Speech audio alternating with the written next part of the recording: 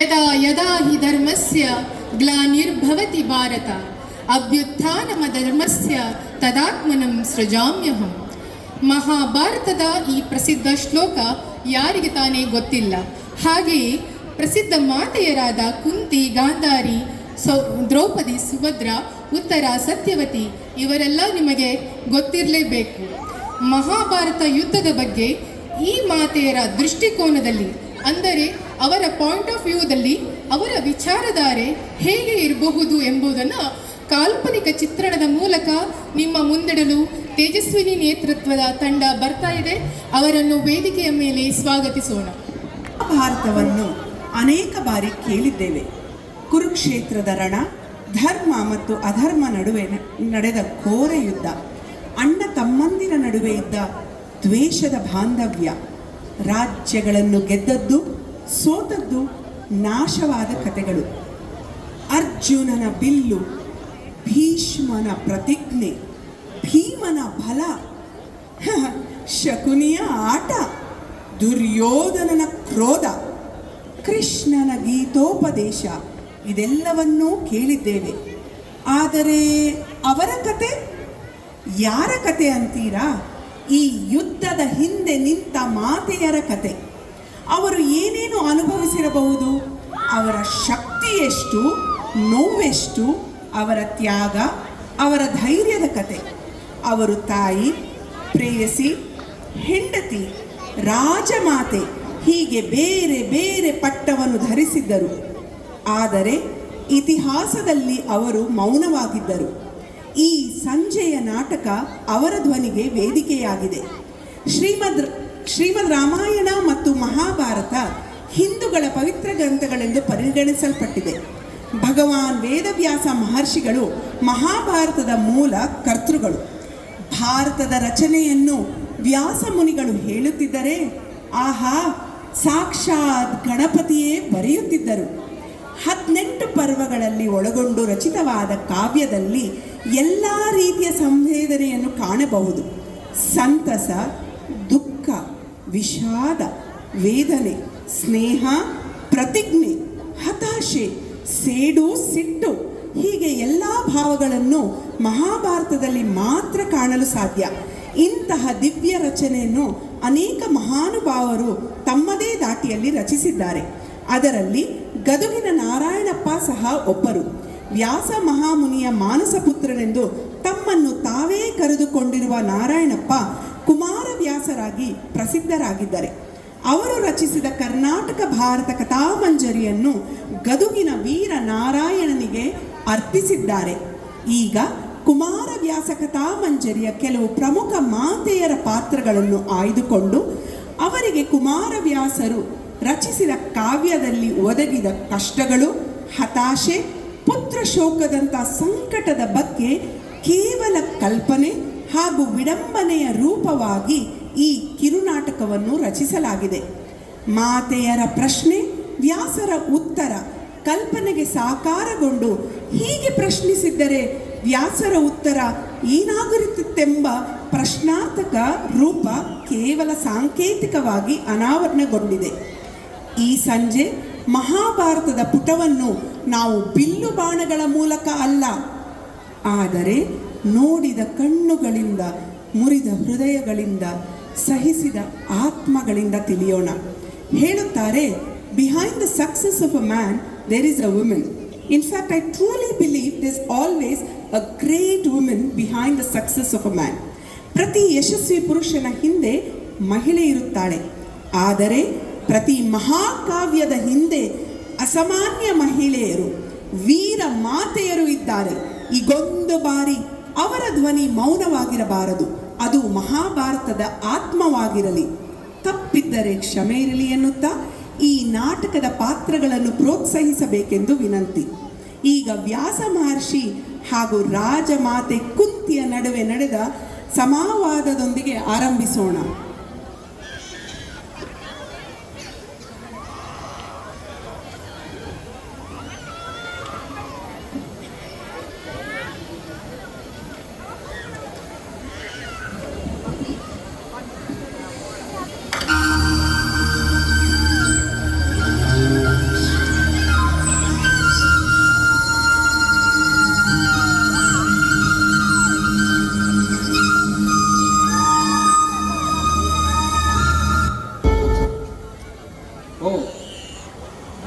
ಯಾರು ಬಂದ ಹಾಗಿದೆಯಲ್ಲ?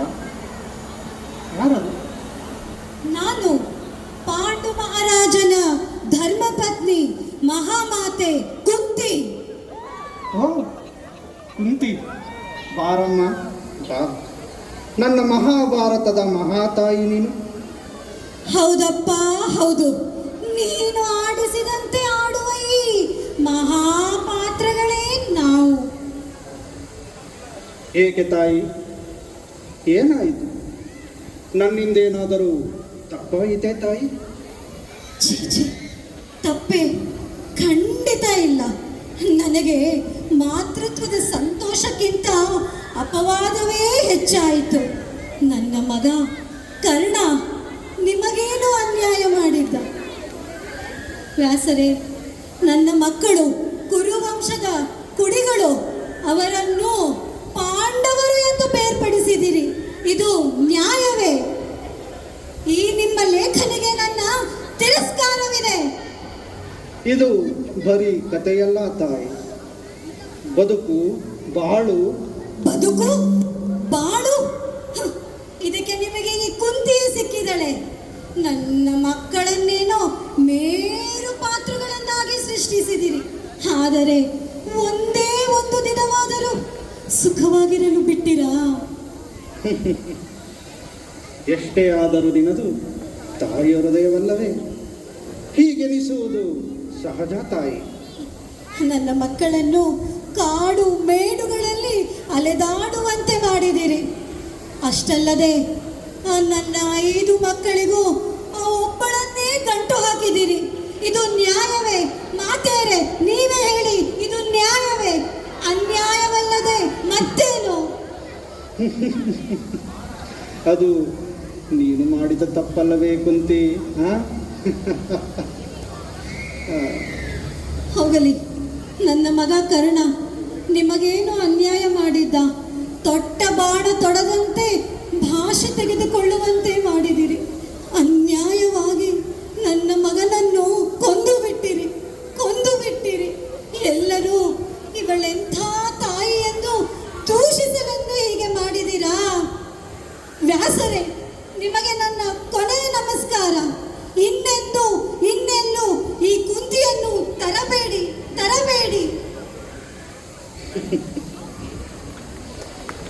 ತಮ್ಮ ತಪ್ಪು ಇರುವುದೇ ಇಲ್ಲ ಎಂಬುದಕ್ಕೆ ಈ ಕುಂತಿಯೇ ಉದಾಹರಣೆ. ಆಗಲಿ. ಪಾಂಡು ಮಹಾರಾಜನ ಪ್ರೀತಿಯ ಮಡದಿ ಮಾದ್ರಿದೇವಿ ಬರುತ್ತಿರುವ ಹಾಗಿದೆ ಅಲ್ಲ? ಓಹ್ ತಾಯಿ, ಬಾ ತಾಯಿ ಬಾ. ಏನು ಸಮಾಚಾರ ತಾಯಿ? ಏನು ಸಮಾಚಾರ ಹೇಳಬೇಕು ವ್ಯಾಸರೇ? ನನ್ನ ಸಮಾಚಾರ ಹೇಳುವಷ್ಟರಲ್ಲಿ ನಿಮ್ಮ ಲೇಖನಿಯಲ್ಲಿನ ಮಸಿ ಖಾಲಿಯಾಗಿ ಆ ನಿಮ್ಮ ಲೇಖನಿಗೆ ದಣಿವಾಯಿತೇನೋ? ನೀನು ನನ್ನನ್ನು ದೂಷಿಸಲು ಸಾಧ್ಯವೇ ಇಲ್ಲ ತಾಯಿ. ದೂಷಣೆ? ನಾನೇಕೆ ನಿಮ್ಮನ್ನು ದೂಷಿಸಲಿ? ನೀವು ನನ್ನನ್ನು ಆಟದ ಗೊಂಬೆಯಂತೆ ಆಡಿಸಿಬಿಟ್ಟಿರಿ. ನನ್ನ ಪತಿ ಪಾಂಡು ಮಹಾರಾಜನ ಸಾವಿಗೆ ನನ್ನನ್ನೇ ಮೂಲವಾಗಿಸಿ ಬಿಟ್ಟಿರಲ್ಲ. ನಿಮಗೆ ನನ್ನ ಮೇಲೆ ಕರುಣೆಯೇ ಮೂಡಲಿಲ್ಲವೇ? ಅಷ್ಟಲ್ಲದೆ ನಿಮ್ಮ ಭಾರತದಲ್ಲಿ ನೀವು ನನ್ನನ್ನು ಪಾಂಡು ಮಹಾರಾಜನ ಸತಿಯಾಗಿಸಿದಿರಿ ಅಷ್ಟೇ. ಅದೇ ಈ ಕುಂತಿಯನ್ನ ಅತ್ತೆಯಾಗಿ ರಾಜಮಾತೆಯಾಗಿ ತೋರಿಸಿದಿರಿ. ಅವಳ ಮಕ್ಕಳಾದ ಧರ್ಮರಾಯ ಭೀಮಾರ್ಜುನರನ್ನು ಪಾಂಡುವಿನ ಉತ್ತರಾಧಿಕಾರಿಯಂತೆ ಮೆರೆಸಿಬಿಟ್ಟಿರಿ. ಅವಳ ಮಕ್ಕಳಿಗೆ ಕೊಟ್ಟ ಆ ಪಟ್ಟ ನನ್ನ ಮಕ್ಕಳಿಗೇಕೆ ಕೊಡಲಿಲ್ಲ ನೀವು? ತಪ್ಪು ತಾಯಿ, ನಿಮ್ಮ ತಿಳುವಳಿಕೆ ತಪ್ಪು. ನನ್ನ ದೃಷ್ಟಿಯಲ್ಲಿ ಇಲ್ಲೆಲ್ಲರೂ ಸಮಾನರೇ. ನಕುಲ ಸಹದೇವರಿಲ್ಲದೆ ಪಾಂಡವರ ಅಸ್ತಿತ್ವವೇ ಇಲ್ಲ ತಾಯಿ. ಇಲ್ಲ ವ್ಯಾಸರೇ, ಇಲ್ಲ. ನನಗೆ ನಿಮ್ಮ ಮಾತಿನ ಮೇಲೆ ಎಳ್ಳಷ್ಟು ನಂಬಿಕೆ ಇಲ್ಲ. ನನ್ನ ಮಕ್ಕಳು ನಕುಲ ಸಹದೇವರನ್ನು 10ರಲ್ಲಿ 11 ಎಂಬಂತೆ ಚಿತ್ರಿಸಿ ಆಟಕ್ಕುಂಟು ಲೆಕ್ಕಕ್ಕಿಲ್ಲ ಎನ್ನುವಂತೆ ಮಾಡಿಬಿಟ್ಟಿರಿ. ಕಡೆಗೆ ಅವರ ಭವಿಷ್ಯವನ್ನೂ ಬೆಳಗದೆ ನಿಷ್ಕ್ರಿಯೆಯಾಗಿ ಕುಳಿತು ಬಿಟ್ಟಿರಿ. ನನ್ನ ಪುತ್ರರತ್ನರು ಯಾವುದರಲ್ಲಿ ಕಡಿಮೆ ಇದ್ದರೋ? ಅಲ್ಲ ತಾಯಿ, ನೀನೇ ಯೋಚನೆ ಮಾಡು. ನೀನು ಹೇಳಿದ ಹಾಗೆ ಮಾಡಿದ್ದರೆ ಮಹಾಭಾರತದ ಚರಿತ್ರೆಯಲ್ಲಿ ಏನು ಸಾರ ಉಳಿದೀತು? ಆದರೂ ಸವತಿ ಮತ್ಸರವನ್ನು ನಿಮ್ಮ ಆ ಲೇಖನಿಯಲ್ಲಿ ನೋಡುವುದು ನಮ್ಮ ದುರ್ದೈವವೇ ಸರಿ. ಹಾಗೆನ್ನಬೇಡ ತಾಯಿ. ನಕುಲ ಸಹದೇವರಿಗೆ ಯಾರಿಗೂ ಇಲ್ಲದ ವಿಶೇಷ ಶಕ್ತಿಯನ್ನು ನೀಡಿ ಜನರೆಲ್ಲ ಗೌರವಿಸುವಂತೆ ಮಾಡಲಿಲ್ಲವೇ? ನಿಲ್ಲಿಸಿ ವ್ಯಾಸರೇ, ನಿಲ್ಲಿಸಿ. ಮಹಾಭಾರತದ 18 ಪರ್ವಗಳಲ್ಲೂ ಆ ಕುಂತಿಯ ಮಕ್ಕಳನ್ನು ಮೆರೆಸಿದಿರಿ, ಲೋಕವೇ ಮೆಚ್ಚುವಂತೆ ಮಾಡಿದಿರಿ. ಆದರೆ ನನ್ನ ಮಕ್ಕಳನ್ನು ಅವರ ನೆರಳಿನಂತೆ ಬಿಂಬಿಸಿ ಬಿಟ್ಟಿರಿ. ಇದು ಯಾವ ನ್ಯಾಯ ವ್ಯಾಸರೇ, ಯಾವ ನ್ಯಾಯ? ಏನೇ ಆಗಲಿ, ತಾಯಿಯಾಗಿ ನನ್ನ ಮಕ್ಕಳಿಗೆ ನೀವು ಮಾಡಿದ ಅನ್ಯಾಯವನ್ನು ನಾನೆಂದೂ ಕ್ಷಮಿಸಲಾರೆ, ನಿಮ್ಮನ್ನೆಂದೂ ಕ್ಷಮಿಸಲಾರೆ.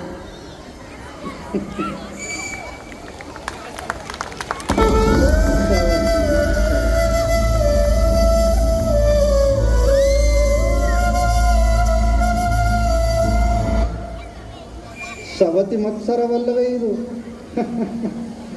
ಮೊದಲೇ ಮದುವೆಯಾಗಿದ್ದ ಪಾಂಡುವನ್ನು ವರಿಸಿದ್ದು ಮಾದ್ರೀದೇವಿಯ ತಪ್ಪು. ಈಗ ನನ್ನನ್ನೇ ದೂಷಿಸುತ್ತಿದ್ದಾಳಲ್ಲ. ಇರಲಿ ಬಿಡಿ. ಓ ಗಾಂಧಾರಿ, ಬಾ ತಾಯೇ, ಬಾ, ಹೀಗೆ ಬಾ. ಅಲ್ಲೇ ನಿಲ್ಲು. ಕಣ್ಣಿದ್ದವಳಿಗೆ ಕುರುಡಿಯನ್ನು ಮಾಡಿದ್ದೀರಲ್ಲ. ನಿಮ್ಮ ಮಹಾಭಾರತದಲ್ಲಿ ಬಹುಶಃ ಬೆಳಕಿಲ್ಲದವಳೆಂದರೆ ನಾನೇ ಇರಬೇಕೋ ಏನು? ಇದೇನಿದು? ಎಲ್ಲರೂ ನನ್ನನ್ನೇ ದೂಷಿಸುತ್ತಿದ್ದೀರಲ್ಲ. ಎಲ್ಲ ಪಾತ್ರಗಳು ಒಂದೇ ತೆರನಾದರೆ ಏನು ಚಂದ. ವೈವಿಧ್ಯತೆ ಬೇಡವೇ? ನನ್ನನ್ನು ಮಹಾಪತಿವ್ರತೆ ಎಂದು ನಿರೂಪಿಸಿದಿರಿ ಅಲ್ವೇ? ಹೌದು. ಆದರೆ ಯಾವ ಹೆಣ್ಣು ತಾನೇ ಕುರುಡನನ್ನು ವರಿಸಲು ಇಚ್ಛಿಸುವಳು? ಹೇಳಿ ನೋಡೋಣ ವ್ಯಾಸರೇ. ನನ್ನ ತಂದೆಗೆ ರಾಜ್ಯದ ಆಸೆ ತೋರಿಸಿ ನನ್ನನ್ನೇ ಬಲಿ ಕೊಟ್ಬಿಟ್ರು. ಅಸಹಾಯಕರಾಗಿ ಕಣ್ಣಿಗೆ ಬಟ್ಟೆ ಕಟ್ಟಿಕೊಳ್ಳುವಂತೆ ಮಾಡಿದ್ರು. ಅದಿರಲಿ, ನನ್ನ ಮಕ್ಕಳು ಏನ್ ತಪ್ಪು ಮಾಡಿದ್ರು ಪಾಪ? ಒಂದು ದಿನಾನೂ ಅವರನ್ನು ಸರಿಯಾಗಿ ಬಾಳದಂತೆ ಮಾಡಿದಿರಲ್ಲ ವ್ಯಾಸರೇ. ಹೆತ್ತ ಕರುಣಿನ ಸಂಕಟ ನಿಮಗೆ ಹೇಗೆ ಅರ್ಥವಾಗಬೇಕು ವ್ಯಾಸರೇ? ಪಾಪ, ನನಗೆ ಆಶ್ಚರ್ಯವಾಗುತ್ತಿದೆ ಗಾಂಧಾರಿ. ನಿನ್ನ ಮಕ್ಕಳಿಗೆ ನಾನೇನು ಅನ್ಯಾಯ ಮಾಡಿದೆ? ಕಾಡು ಮೇಡು ವನವಾಸಗಳಿಲ್ಲದೆ ರಾಜ್ಯವನ್ನಾಳಿಕೊಂಡು ಹಾಯಾಗಿ ಇದ್ದರಲ್ಲವೇ? ಅದರಲ್ಲೂ ನಿನ್ನ ಮಗ ದುರ್ಯೋಧನನನ್ನು ಪ್ರಪಂಚದಲ್ಲೇ ಅತ್ಯಂತ ಸುಂದರ ಪುರುಷನನ್ನಾಗಿ ಮಾಡಲಿಲ್ಲವೇ? ಹೀಗಿದ್ದರೂ ನನ್ನನ್ನೇ ದೂಷಿಸುತ್ತೀಯಾ? ಸಾಕು, ನಿಲ್ಲಿಸಿ.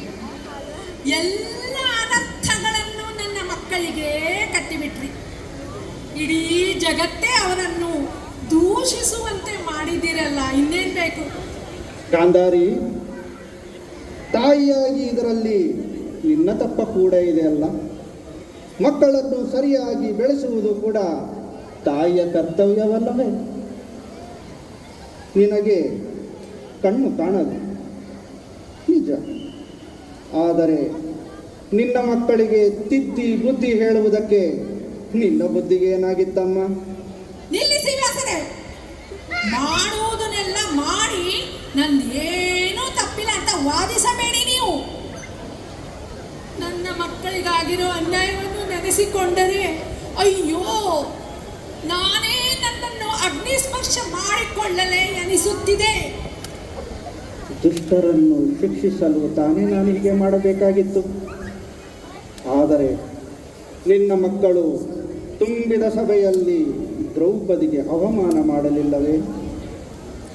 ಏನೇ ಆಗಲಿ, ನನ್ನ ಮಕ್ಕಳು ಕೆಟ್ಟವರು, ನನ್ನ ಮಕ್ಕಳು ದುಷ್ಟರು ಎಂದು ಇಡೀ ಜಗತ್ತಿಗೆ ಸಾರಿ ಬಿಟ್ರಲ್ಲ ವ್ಯಾಸರೇ. ಒಂದು ಮಾತು ತಿಳ್ಕೊಳ್ಳಿ, ನಾನು ನಿಮ್ಮನ್ನು ಎಂದೆಂದೂ ಕ್ಷಮಿಸಲಾರೆ ಕ್ಷಮಿಸಲಾರೆ ಕ್ಷಮಿಸಲಾರೆ. ಕ್ಷಮಿಸಲಾರೆ? ಆಗಲಿ ಬಿಡು ತಾಯಿ, ಆಗಲಿ ಬಿಡು.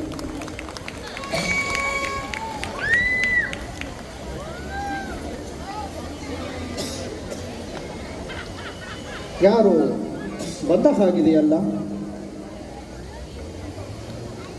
ಯಾರಮ್ಮ? ಯಾರಮ್ಮ ನೀವು? ನಾನು ಯಾರೆಂದು ನಿಮಗೆ ಜ್ಞಾಪಕವಿಲ್ಲ ಅನ್ಸುತ್ತೆ. ನಿಮಗೆ ದೊಡ್ಡ ದೊಡ್ಡ ಪಾತ್ರಗಳೇ ಗೊತ್ತು. ನಾನು ಆಟಕ್ಕೆ ಉಂಟು, ಆದರೆ ಲೆಕ್ಕಕ್ಕೇ ಇಲ್ಲ. ಅಮ್ಮ, ನನಗೆ ಜ್ಞಾಪಕವೇ ಬರುತ್ತಿಲ್ಲ ತಾಯಿ.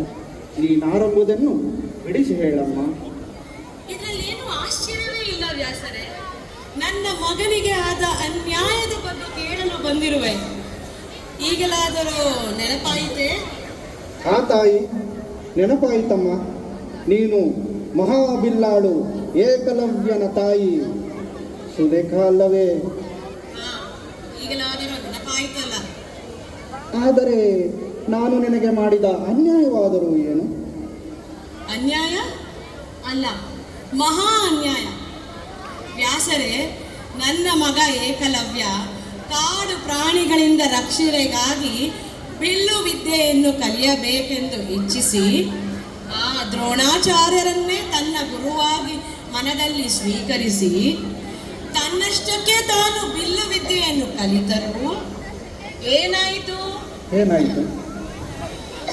ಆ ಅರ್ಜುನನ ಮೇಲಿನ ಮೋಹದಿಂದ ನನ್ನ ಮಗ ತನ್ನ ಹೆಬ್ಬೆಟ್ಟನ್ನೇ ಗುರು ಕಾಣಿಕೆಯಾಗಿ ಕೊಡುವಂತೆ ಮಾಡಿದ್ದು ಸರಿಯೇ?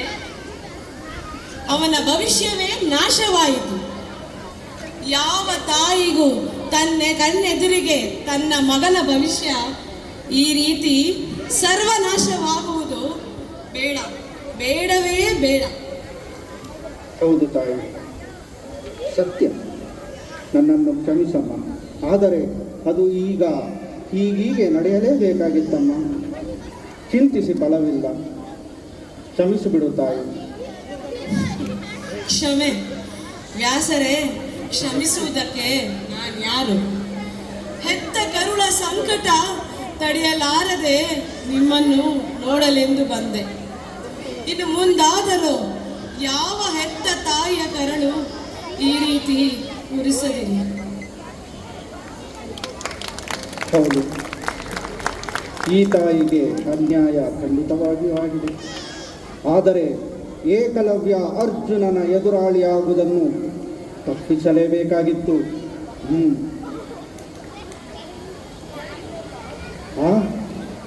ದ್ರೌಪದಿ, ನೀನು ಬಂದೇ ಬರುತ್ತೀಯಾ ಎಂದು ನಾನು ಊಹಿಸಿದ್ದೆ. ನೀನು ಏನಾದರೂ ದೂಷಿಸುತ್ತಿದೆಯೇನಮ್ಮ? ದೂಷಣೆ? ದೂರಲ್ಲ ವ್ಯಾಸರೇ, ನಿಮ್ಮ ಮೇಲೆ ಸಿಟ್ಟು. ಸಿಟ್ಟು? ನನ್ನ ಮೇಲೆ ಸಿಟ್ಟು? ಈ ಮಹಾಭಾರತದ ಮಹಾಪಾತ್ರ ನೀನು ತಾಯಿ. ನಿನ್ನ ಮನದಲ್ಲದೇನಿದೆ ಕೇಳಿಬಿಡು, ಹೇಳಿಬಿಡು. ಇನ್ನೇನು ಕೇಳಲಿ, ಇನ್ನೇನು ಹೇಳಲಿ ವ್ಯಾಸರೇ? ನೀವೇ ಸೃಷ್ಟಿಸಿದಂತಹ ಪಾತ್ರಧಾರಿ ನಾನೀಗ. ಪಾಂಚಾಲದ ರೂಪದ ಮಹಾರಾಜನ ಯಜ್ಞಕುಂಡದಲ್ಲಿ ಜನಿಸಿದಂತಹ ಪರಿಪೂರ್ಣತೆಯುಳ್ಳ ಯಜ್ಞ ಸೇನೆ ದ್ರೌಪದಿ ನಾನು. ಆ ಶಿವನೇ ನನ್ನ ತಪಸ್ಸನ್ನು ಮೆಚ್ಚಿ ನನ್ನನ್ನು ವರಿಸುವನಲ್ಲಿ 5 ಶ್ರೇಷ್ಠ ಗುಣಗಳನ್ನು ಬೇಡಿಕೊಂಡಲ್ಲಿ 5 ಪಾಂಡುಪುತ್ರರನ್ನು ವಿವಾಹ ಮಾಡುವಂತೆ ವಿವಶ ಮಾಡಿದಿರಲ್ಲ, ನಿಮಗೆ ನನ್ನ ಮೇಲೆ ಕರುಣೆಯೇ ಬರಲಿಲ್ಲವೇ?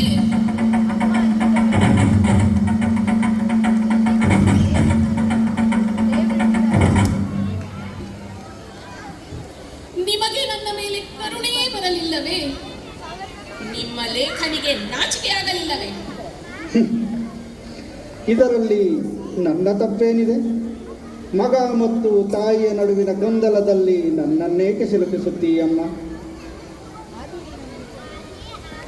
ಸರಿಯಾದ ವಿಷಯ ತಿಳಿಸದ ಮಗ ಅರ್ಜುನನ ಮಾತನ್ನು ಅಪಾರ್ಥ ಮಾಡಿಕೊಂಡ ನಿನ್ನ ಅತ್ತೆ ಕುಂತಿದೇವಿಯ ತಪ್ಪು. ಆ ತಪ್ಪನ್ನು ನನ್ನ ಮೇಲೆ ಹರಿಸಿ ಹೇಗೆ ಸಿಟ್ಟು ಮಾಡಿಕೊಂಡಿರುವೆ ತಾಯಿ? ಸಾಕು, ತುಂಬಿದ ಸಭೆಯಲ್ಲಿ ನನಗೆ ಅಪಮಾನ ಮಾಡಬೇಕಿತ್ತೇ? ಇದನ್ನು ನೆನೆಸಿಕೊಂಡಲ್ಲಿ ಇಂದಿಗೂ ಇಡೀ ಸ್ತ್ರೀಕುಲ ಭಯದಿಂದ ನಡಗುತ್ತದೆ. ಹೋಗಲಿ ಬಿಡಿ, ಅದು ನನ್ನ ಹಣೆ ಬರಹ. ಆದರೆ ನನ್ನ ದುಃಖ ನನ್ನ ತನಕ ಸೀಮಿತವಿಲ್ಲವೇ? ಉಪ ಪಾಂಡವರು ಅವರೇನು ತಪ್ಪು ಮಾಡಿದ್ದರು?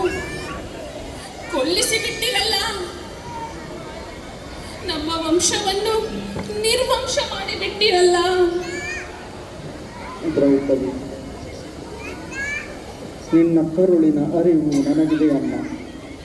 ಆದರೆ ಉಪಪಾಂಡವರ ಅಂತ್ಯ ಆಗದೇ ಇದ್ದಲ್ಲಿ ಮಹಾಭಾರತಕ್ಕೆ ಕೊನೆಯೇ ಇರುತ್ತಿರಲಿಲ್ಲ ತಾಯಿ. ಈ ಮಹಾಭಾರತದ ಜೀವಾಣುವೇ ನೀನು.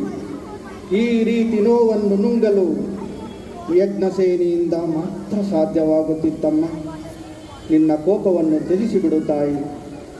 ನಿನ್ನ ಈ ತ್ಯಾಗಕ್ಕೆ ನನ್ನ ಸಾಷ್ಟಾಂಗ ನಮಸ್ಕಾರಗಳಮ್ಮ. ನಮಸ್ಕಾರಗಳು.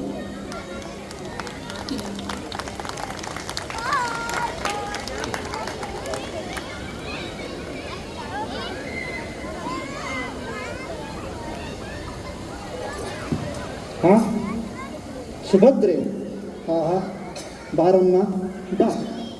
ನೀನು ಏನಾದರೂ ಹೇಳುವುದಿದೆಯಾ ತಾಯಿ? ಹೇಳಲು ಕೇಳಲು ಇನ್ನೇನು ಉಳಿದಿದೆ ವ್ಯಾಸರೇ? ಹಾ, ಆದರೂ ಒಂದು ಪ್ರಶ್ನೆ ಇದೆ. ನಿಮ್ಮ ಆ ಕಾವ್ಯದಲ್ಲಿ ಅದೆಲ್ಲರಿಗೂ ಎಷ್ಟೊಂದು ಆಯುಸ್ಸು ನೀಡಿದ್ದೀರಾ. ಆದರೆ ನನ್ನ ಮಗ ಅಭಿಮನ್ಯು, ಅವನು ಏನು ತಪ್ಪು ಮಾಡಿದ್ದ? ಮೋಸದಿಂದ ಅವನನ್ನು ಅವನ ದೊಡ್ಡಪ್ಪರಿಂದಲೇ ಕೊಲ್ಲಿಸಿದಿರಿಯಲ್ಲ. ಇದು ಎಂಥ ನ್ಯಾಯ ವ್ಯಾಸರೇ? ನೀನು ಹೇಳುವುದರಲ್ಲಿ ತಪ್ಪೇನಿಲ್ಲ ತಾಯಿ. ನಿನ್ನ ಮಗನ ಸಾಹಸ ಪರಾಕ್ರಮ ಎಂತಹವರನ್ನು ದಂಗುಬಡಿಸಿತ್ತು. ಅವನ ಚಕ್ರವ್ಯೂಹವನ್ನು ಭೇದಿಸಿದ ರೀತಿ, ತೋರಿದ ಪರಾಕ್ರಮವನ್ನು ಹೊಗಳಲು ಅವನ ಕೊನೆಯನ್ನು ಹೇಳಲು ನಾನು ನಿಜವಾಗಿಯೂ ದುಃಖಿಸಿದೆ ತಾಯಿ. ನನ್ನನ್ನು ಕ್ಷಮಿಸಿಬಿಡಮ್ಮ, ಕ್ಷಮಿಸಿಬಿಡು. ಆ ಹತ್ಯವನ್ನು ನೀವು ತಡೆಯಬಹುದಿತ್ತಲ್ಲವೇ? ಅಭಿಮನ್ಯುವಿನ ಹೆಂಡತಿ ಉತ್ತರೆ ಅದೆಷ್ಟು ಕನಸು ಕಂಡಿದ್ದಳು. ಅವಳನ್ನು ನಾನು ಹೇಗೆ ಸಮಾಧಾನ ಪಡಿಸಲಿ? ಮಾತೃ ಹೃದಯದ ಶಾಪ ನಿನಗೆ ತಟ್ಟಂತೆ ಇರುತ್ತದೆಯೇ? ನಿನ್ನ ಅಳಲನ್ನು ಬಲ್ಲೆ ತಾಯಿ. ನನ್ನನ್ನು ಕ್ಷಮಿಸಮ್ಮ. ಕ್ಷಮೆ? ಅದು ಹೇಗೆ ಕ್ಷಮಿಸಲಿ ವ್ಯಾಸರೇ? ಆ ಚಕ್ರವ್ಯೂಹವನ್ನು ಭೇದಿಸುವುದನ್ನು ಕಲಿಸಿದ ನೀವು ಅದರ ನಿರ್ಗಮನದ ದಾರಿಯು ತೋರಿಸಬಹುದಿತ್ತಲ್ಲವೇ? ಸುಭದ್ರೆ, ನಿನ್ನ ಸಿಟ್ಟನ್ನು ಬಲ್ಲೆ ತಾಯಿ. ಆದರೆ ನಿನ್ನ ಮಗ ಅಲ್ಪ ಆಯು. ಹೀಗೆ ನಡೆಯಲೇಬೇಕಿತ್ತಮ್ಮ. ಅದು ವಿಧಿಲಿಖಿತ. ಅದರಲ್ಲಿ ನನ್ನ ಪಾತ್ರವೇನೂ ಇಲ್ಲ. ಆದರೂ ಮತ್ತೊಮ್ಮೆ ಆ ಘೋರಕ್ಕಾಗಿ ನಿನ್ನಲ್ಲಿ ಕ್ಷಮೆಯಾಚಿಸುತ್ತೇನೆ. ಕ್ಷಮಿಸಲು ಏನು ಉಳಿದಿಲ್ಲ ವ್ಯಾಸರೇ. ಹೆತ್ತ ಕರುಳು ಸುಟ್ಟು ಹೋಗಿದೆ. ಇನ್ನು ನಿಮ್ಮನ್ನು ಕೇಳಿ ಏನು ಪ್ರಯೋಜನವಿಲ್ಲ. ಕಪಟ ನಾಟಕ ಸೂತ್ರಧಾರಿ ನನ್ನ ಅಣ್ಣ ಶ್ರೀಕೃಷ್ಣನ್ನೇ ಹೋಗಿ ಕೇಳುತ್ತೇನೆ. ನನಗಿನ್ನೂ ಉಳಿದಿರುವುದು ನನ್ನ ಪ್ರೀತಿಯ ಮಗ ಅಭಿಮನ್ಯುವಿನ ನೆನಪು.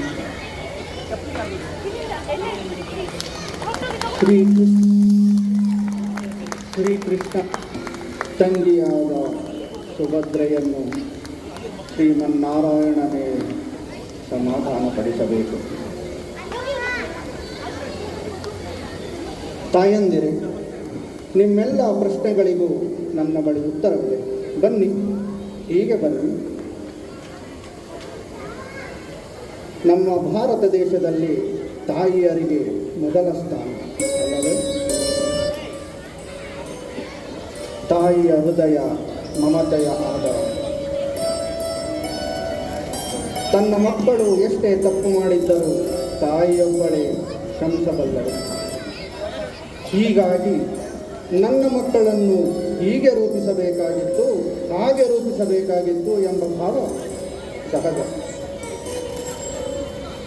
ಆದರೂ ಮಹಾಭಾರತವೆಂಬ ಈ ಮಹಾಗ್ರಂಥದಲ್ಲಿ ನಿಮ್ಮೆಲ್ಲರ ಹೆಸರನ್ನು ಅಜರಾಮರರಾಗಿ ಉಳಿಯುವಂತೆ ವಿಶೇಷವಾಗಿ ರೂಪಿಸಿದ್ದೇನೆ.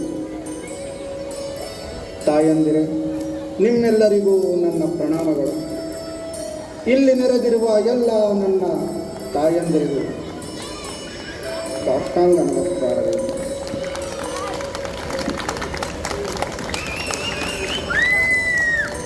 ಹೇ ಕಪಟ ನಾಟಕ ಸೂತ್ರಧಾರಿ, ಹೇ ವಾಸುದೇವ ಕೃಷ್ಣ,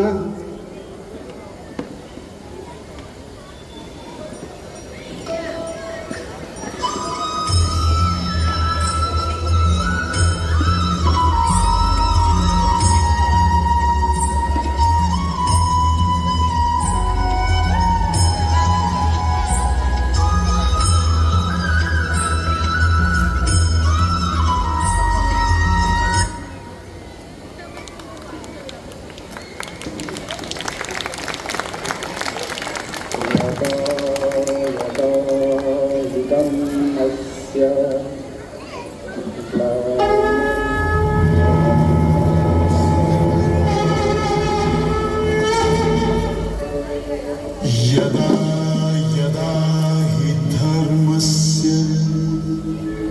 ग्लानिर्भवति भारत अभ्युत्थानम् अधर्मस्य तदात्मानं सृजाम्यहम् परित्राणाय साधूनां विनाशाय च दुष्कृतां धर्म संस्थापनार्थाय संभवामि युगे युगे.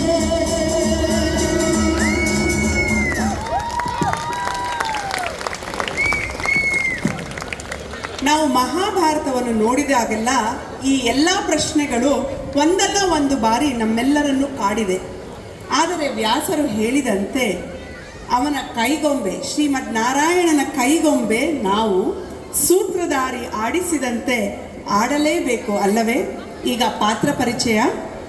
ಮಹಾಭಾರತದ ಎಲ್ಲ ಪಾತ್ರಗಳನ್ನು ಸೃಷ್ಟಿಸಿ ಜೀವ ತುಂಬಿದ ವ್ಯಾಸ ಮಹರ್ಷಿ ಪಾತ್ರದಲ್ಲಿ ಶ್ರೀ ಪ್ರಶಾಂತ್ ಆರಾಧ್ಯರವರು, ದೇವರ ಪುತ್ರರನ್ನು ಪೋಷಿಸಿ ವಿಧಿಯ ಭಾರವನ್ನು ಹೊತ್ತ ಕುಂತಿದೇವಿ ಪಾತ್ರದಲ್ಲಿ ಶ್ರೀಮತಿ ಸಂಧ್ಯಾ ದತ್ರವರು, ಪ್ರೀತಿಯಲ್ಲಿ ಕ್ಷಣ ಮಾತ್ರ ಬದುಕಿದರೂ ಸ್ಮರಣೆಯಲ್ಲಿ ಶಾಶ್ವತಳಾದ ಮಾದರಿ ದೇವಿ ಪಾತ್ರದಲ್ಲಿ ಶ್ರೀಮತಿ ತೇಜಸ್ವಿನಿಯವರು, ನೇತ್ರಕ್ಕೆ ಪಟ್ಟಿ ಕಟ್ಟಿಕೊಂಡು ದೃಷ್ಟಿಯ ಘನತೆಯನ್ನು ಕಂಡವಳು ಗಾಂಧಾರಿ ಆ ಪಾತ್ರದಲ್ಲಿ ಶ್ರೀಮತಿ ಸಾಧನಾ ಬೆಟ್ಟದೂರ್ರವರು, ಇತಿಹಾಸದ ಸಣ್ಣ ಅಂಕಿಗಳಲ್ಲಿರುವ ಹೆಸರು ಆದರೆ ಅವಳ ಕಥೆಯು ಸಮಾನವಾಗಿಯೇ ಪ್ರಭಾವಶಾಲಿ ಸುಲೇಖಾ ಪಾತ್ರದಲ್ಲಿ ಶ್ರೀಮತಿ ಶ್ರುತಿಯವರು, ಅಗ್ನಿಯಿಂದ ಜನಿಸಿದರೂ ಅಸಹನೆಗೊಳಗಾಗದೆ ದಟ್ಟವಾಗಿ ಬೆಳೆದಳು ದ್ರೌಪದಿ. ಆ ದ್ರೌಪದಿಯ ಪಾತ್ರದಲ್ಲಿ ಶ್ರೀಮತಿ ಜಯಮಂಗಳ ಕಾಮತ್, ಯುದ್ಧದ ಮಧ್ಯೆ ಶಾಂತಿಯ ಸಂಕೇತವಾದ ಸುಭದ್ರೆ ಪಾತ್ರದಲ್ಲಿ ಶ್ರೀಮತಿ ಅಪರ್ಣಾ ಸತೀಶ್, ನಮ್ಮೆಲ್ಲರ ಜೀವನದ ಸೂತ್ರಧಾರಿಯಾದ ಶ್ರೀ ವಾಸುದೇವ ಕೃಷ್ಣನ ಪಾತ್ರದಲ್ಲಿ ಶ್ರೀಮತಿ ರಮ್ಯಾ ಮನೋಜ್, ಹಾಗೂ ಈ ಸಂಜೆಯ ಈ ಕಥೆಯ ಸೂತ್ರಧಾರಿಯಾಗಿ ನಿಮ್ಮ ರಮ್ಯಾ. ಧನ್ಯವಾದಗಳು.